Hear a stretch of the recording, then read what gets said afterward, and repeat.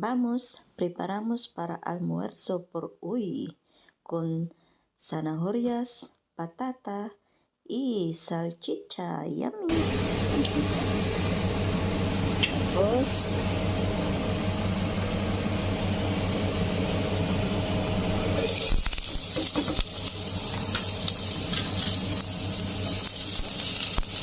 so ayan, pinagsama-sama na natin yung sibuyas, bawang, paminta, tsaka carrots. And of course guys, ilagyan natin ng konting salsicha para pinakakamihan niya. So ayan, kailangan nagisa konti.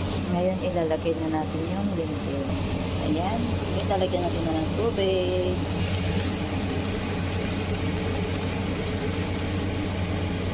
Ayan. So ayan, pwede natin siyang lumapot. Pagka lumapot, serve. Sarap. Cocinar como yo people. Hacemos lentejas por hoy. Qué rico. Mi abuela quiere mucho.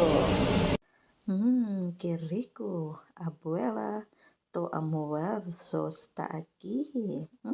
Qué rico. Qué linda.